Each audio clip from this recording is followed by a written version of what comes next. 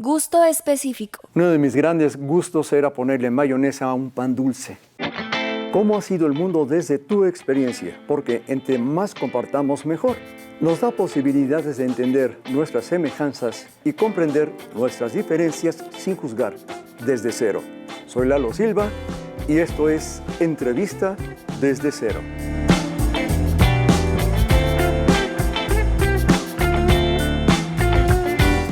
Tan difícil estar en un ambiente cualquiera, junto con las personas que son de una u otra manera gente que es reconocida por todos. En este caso hablo de Pablo Latapí, de Silvia Schmelkes, de nuestro querido amigo Gabriel Ciade y la maestra, amiga también de hace mucho tiempo y de corazón, Maru, estuvo trabajando con ellos, pero se ve que debe ser muy seria, se ve que pues ha estado en escuelas muy diferentes, ha hecho muchos libros, pero se me hace que nunca fuiste seria. ¿Cómo pasó todo eso? No, creo que muy seria no he sido. Pero antes de contarles si fui seria o no fui seria, me gustaría empezar leyendo un extracto de un poema de nuestro premio Nobel Octavio Paz, que a mí me significa mucho. Y además me parece que es un poema que si todos conociéramos completo, no solo el extracto, nuestra vida sería diferente. Y ahorita adelante, se van a dar cuenta por qué. La vida, ¿cuándo fue de veras nuestra? ¿Cuándo somos de veras lo que somos? Bien mirado no somos, nunca somos a solas sino vértigo y vacío, muecas en el espejo, horror y vómito. Nunca la vida es nuestra, es de los otros. La vida no es de nadie. Todos somos la vida, pan de sol para los otros. Los otros todos que nosotros somos, soy otro cuando soy. Los actos míos son más míos si son también de todos. Para que pueda ser, he de ser de otro, salir de mí, buscarme entre los otros que no son si yo no existo. Los otros que me dan plena existencia. No soy yo, no hay yo. Siempre somos nosotros. Ah, qué bonito. Y es solo un extracto de este poema que les digo que se llama Piedra de Sol, un poema de una etapa de Octavio Paz que a mí me gusta mucho.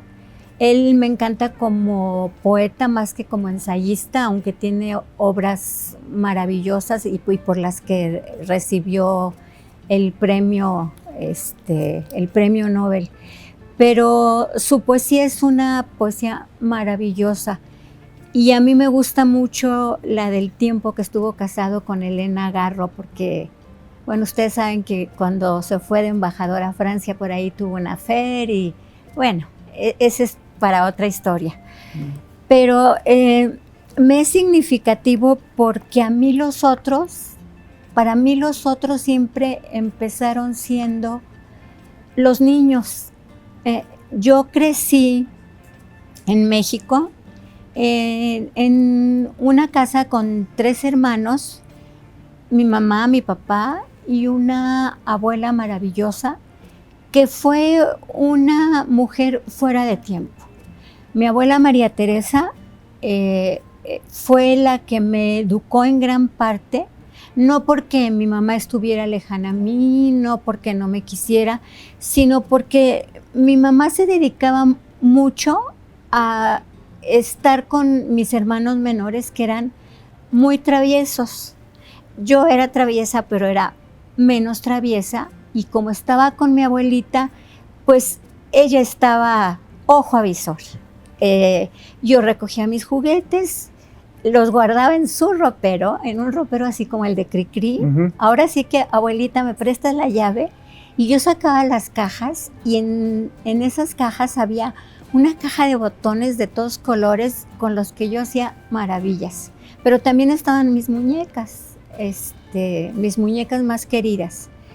Y mi abuelita me enseñó a tejer siendo yo muy pequeña, a tejer con gancho, que era un poco más fácil que tejer con agujas. Y lo que aprendí a hacer fue ropa para los niños de un asilo de chiquitos o chales para unas ancianitas de un asilo de ancianos. Y que esa historia que nos estás contando es lo que ha hecho que tú hoy seas una abuela que parece fuera de serie, o diría alguien ya ni la abuela, porque tienes 7 nietos y a todos los tienes como si fueran tus hijos o más que tus hijos, ¿no? ¿Estás repitiendo la historia? No sé si estoy repitiendo la historia. Sé que la impronta que tengo de mi abuela es una impronta quizá mayor que la de mi madre, sin que yo reconozca todo lo que mi madre hizo por mí, porque también fue una mujer fabulosa, guapísima, estudió en Estados Unidos, pero se casó ya grande. Entonces, todos nosotros, que fuimos 4, nacimos cuando mi mamá ya era grande.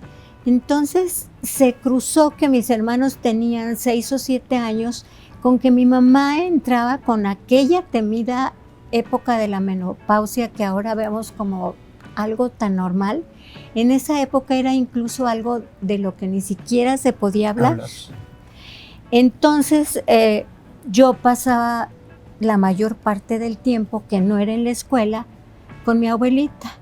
Y mi abuelita empezó a llevarme a ver a los niños que estaban sin papás, necesitados, y a llevarles lo que habíamos tejido.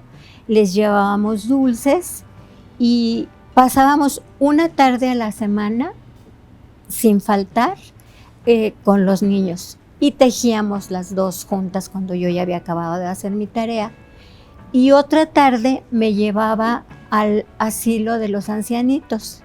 Entonces siempre hubo un otro en mi vida que era muy importante para mí.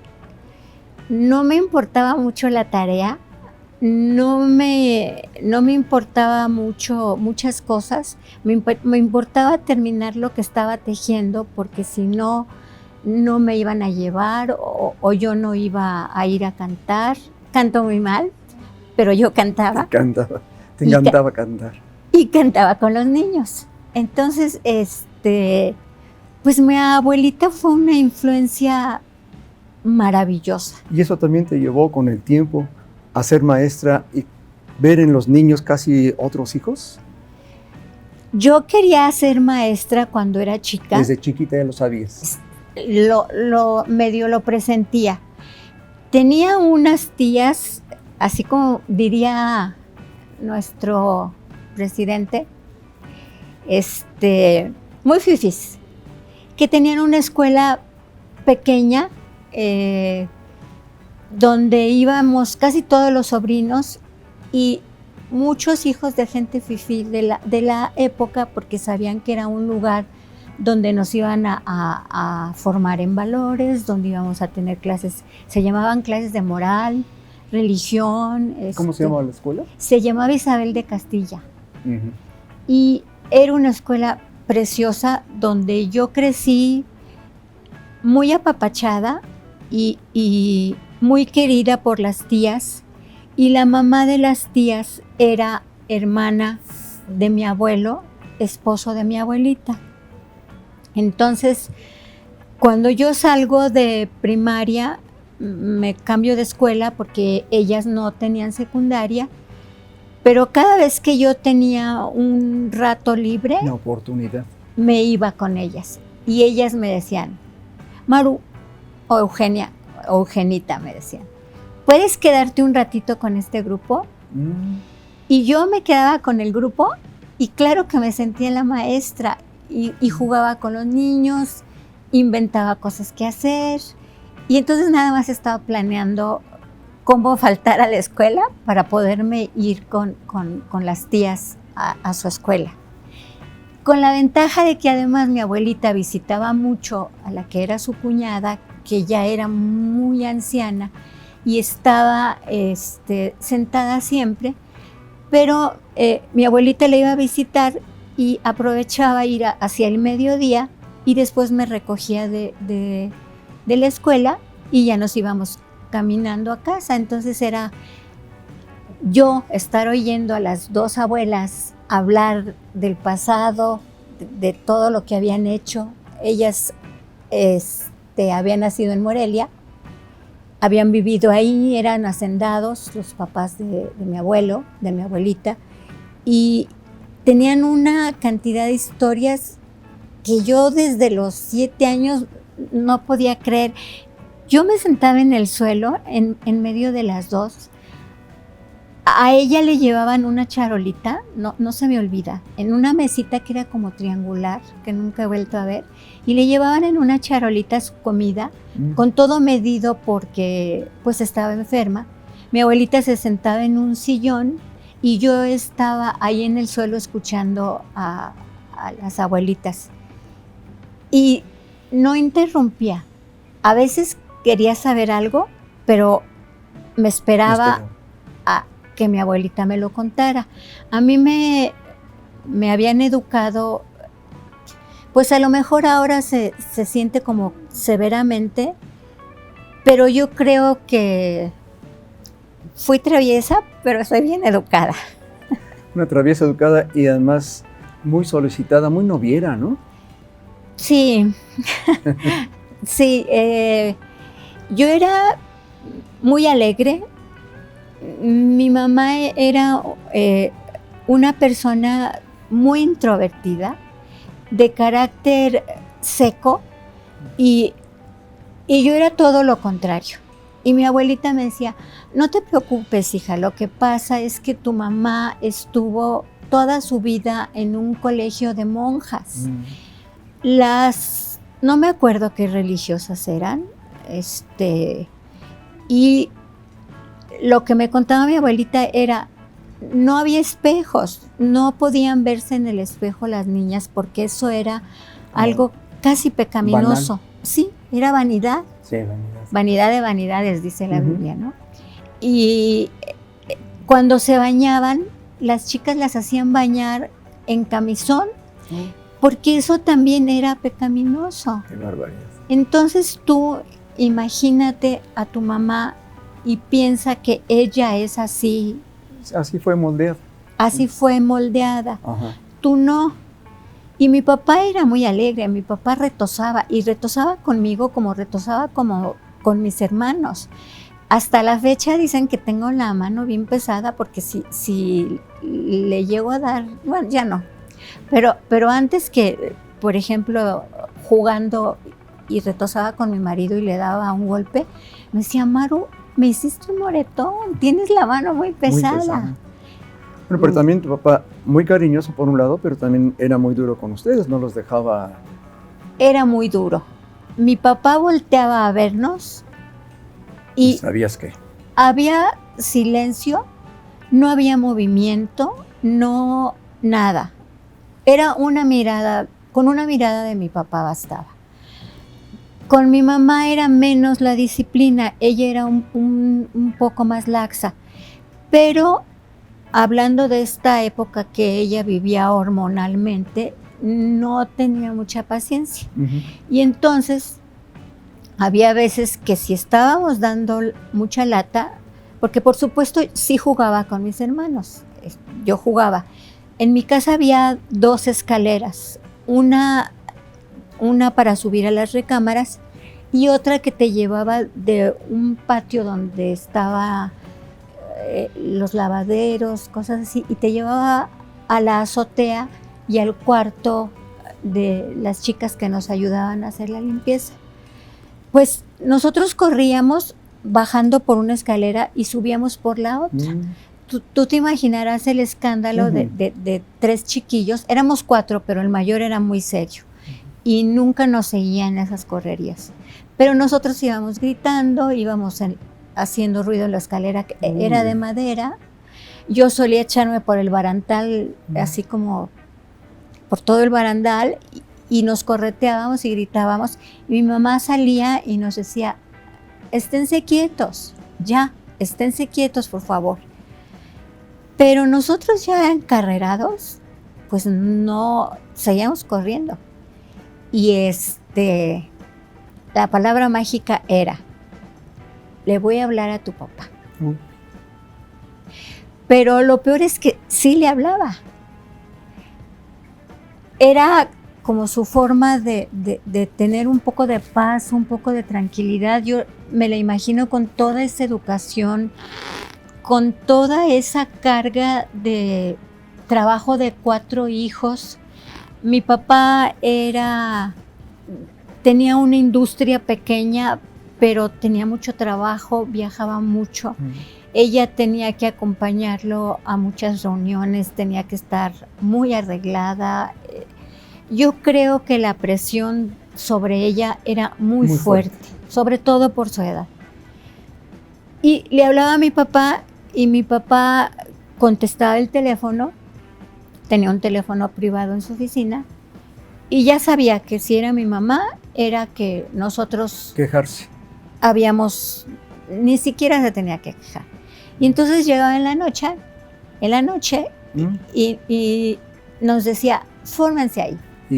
Y nos daba una pequeña paliza que en ese momento yo veía como una gran injusticia, pero que mi papá no tenía otra forma porque él había sido educado de esa manera. Mi abuelito, que fue un abuelito muy querido, que vivió siempre aquí en Querétaro, tomaba una reata y la mojaba y les pegaba a sus hijos con la reata mojada. Entonces, pues mi papá creció con esa clase de educación.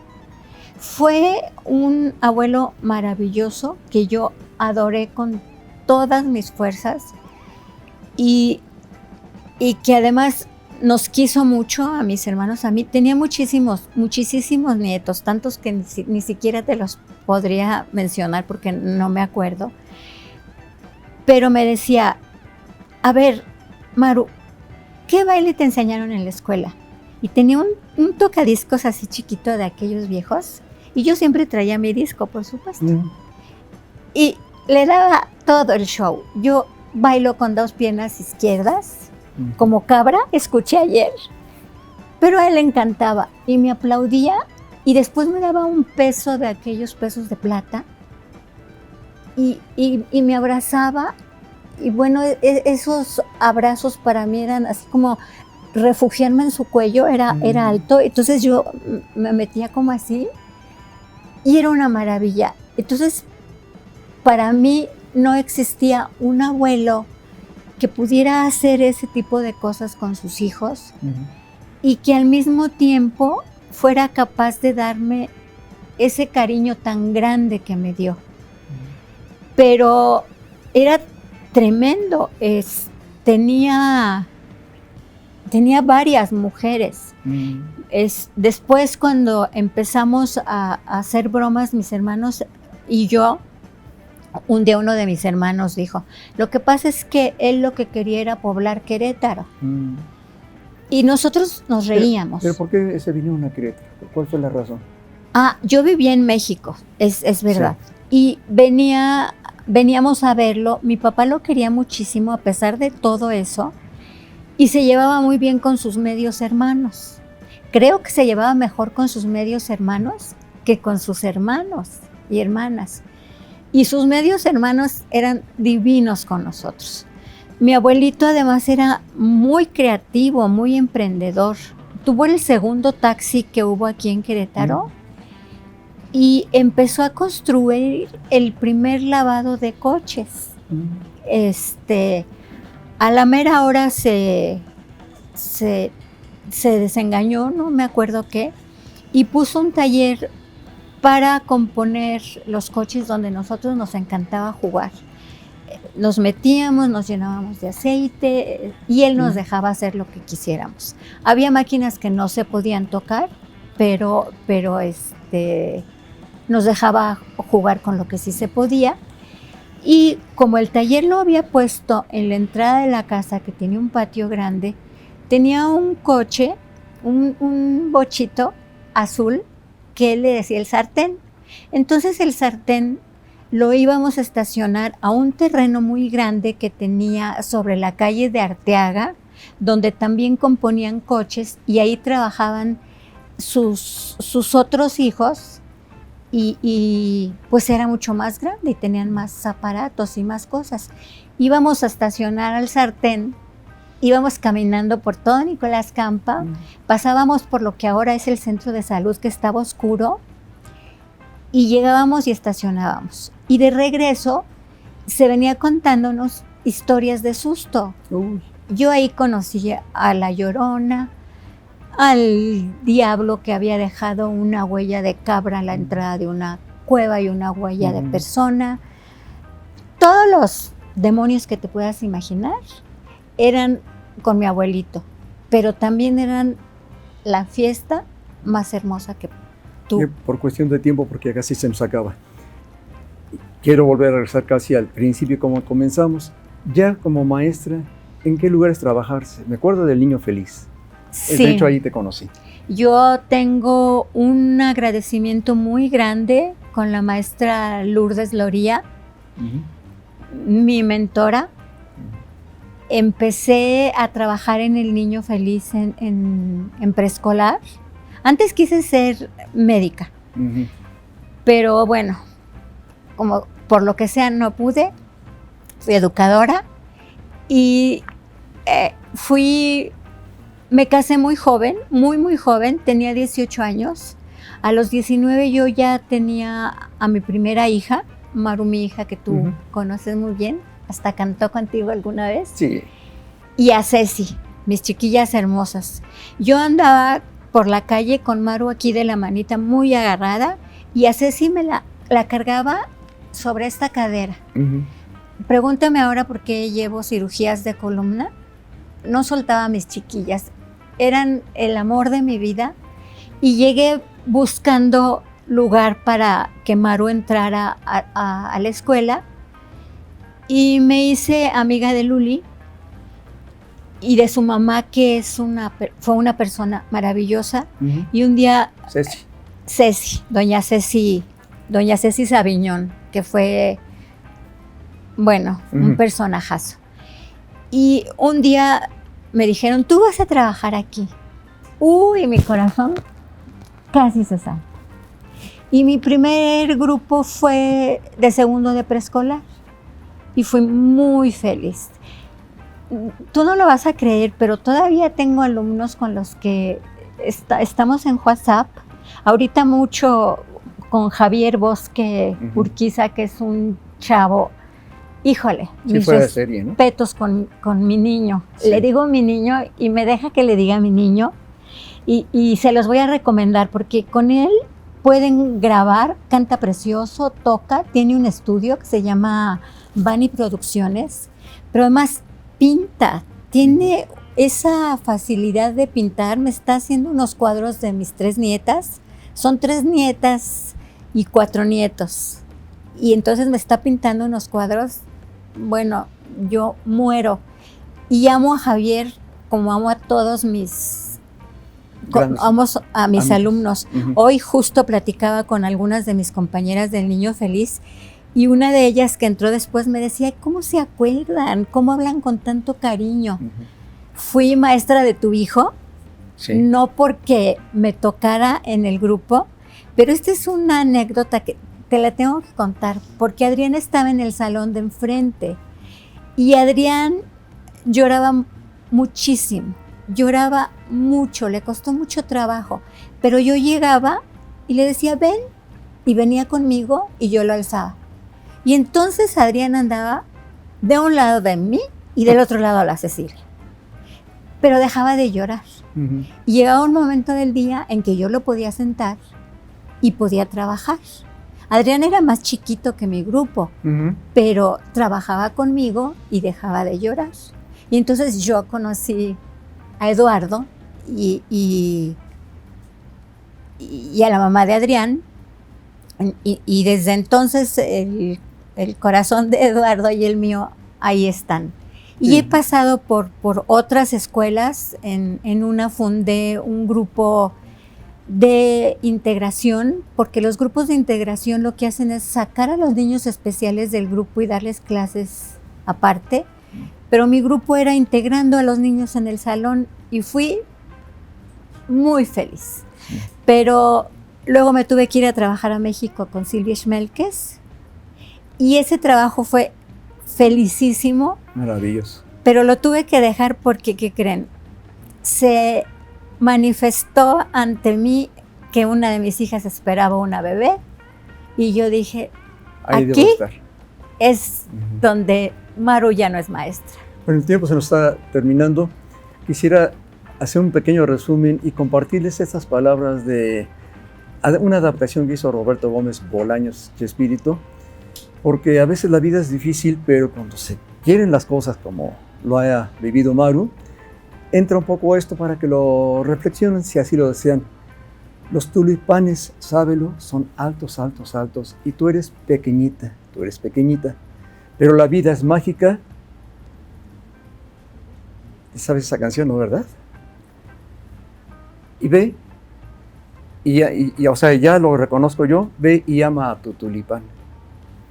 O sea, en otras palabras, como también rezara por ahí Violeta Parra, gracias a la vida por todo lo que nos ha dado. Enseñanza de vida. La vida es sencilla, nosotros la complicamos. Soy Lalo Silva. Esto ha sido Entrevista desde Cero. Y si el universo se sigue confabulando, la próxima semana nos volveremos a ver.